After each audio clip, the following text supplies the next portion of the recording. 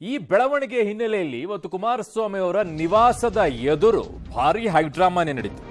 JP ನಗರದ ಕುಮಾರಸ್ವಾಮಿ ಅವರ ನಿವಾಸದ ಬಳಿ ಪ್ರತಿಭಟನೆ ಮಾಡಿದರು. ಎನ್ಎಸ್ಯುಐ ಹಾಗೂ ಯೂತ್ ಕಾಂಗ್ರೆಸ್ನಿಂದ ಪ್ರತಿಭಟನೆ ನಡೆಯಿತು. ಪ್ರಜ್ವಲ್ ರೇವಣ್ಣ ವಿರುದ್ಧ ಧಿಕ್ಕಾರ ಕೂಗಿ ಆಕ್ರೋಶವನ್ನ ವ್ಯಕ್ತಪಡಿಸಿದರು.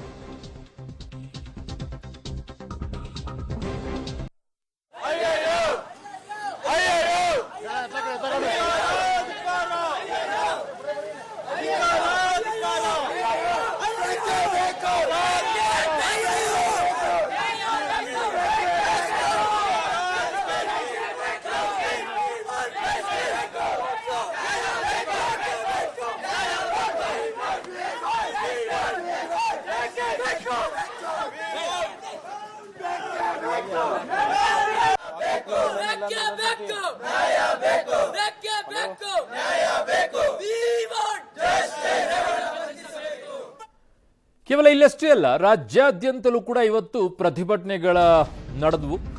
ಜೆಡಿಎಸ್ ಸಂಸದ ಪ್ರಜ್ವಲ್ ರೇವಣ್ಣ ವಿರುದ್ಧ ಎಫ್ಐಆರ್ ದಾಖಲಾಗಿದೆ. ಹಾಗಾಗಿ ರಾಜ್ಯಾದ್ಯಂತ ಪ್ರಜ್ವಲ್ನ ಬಂಧಿಸಬೇಕು ಅಂತ ಆಗ್ರಹಿಸಿ ಇವತ್ತು ಪ್ರತಿಭಟನೆ ನಡೆದಿದೆ.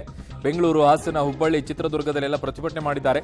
ದೇವೇಗೌಡರ ಮೊಮ್ಮಗ ಅಂತ ಪ್ರಜ್ವಲ್ರನ್ನ ಬಿಡಬಾರದು, ಪ್ರಜ್ವಲ್ನ ಬಂಧಿಸಲೇಬೇಕು ಅಂತ ಆಗ್ರಹಿಸಿ ಘೋಷಣೆ ಕೂಗಿ ಆಕ್ರೋಶವನ್ನ ವ್ಯಕ್ತಪಡಿಸ್ತಾ ಇದ್ದಾರೆ.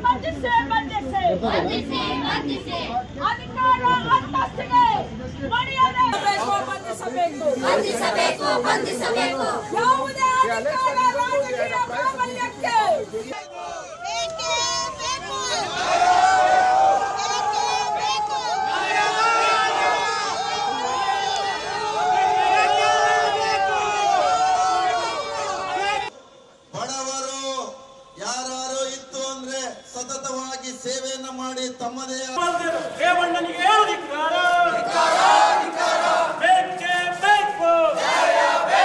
ಹೊಳೆ ನರಸೀಪುರದಿಂದ ಹಾಸನ ಜಿಲ್ಲೆಯಿಂದ ಕಾಲ್ ಕಿತ್ತಿದ್ದಾರೆ.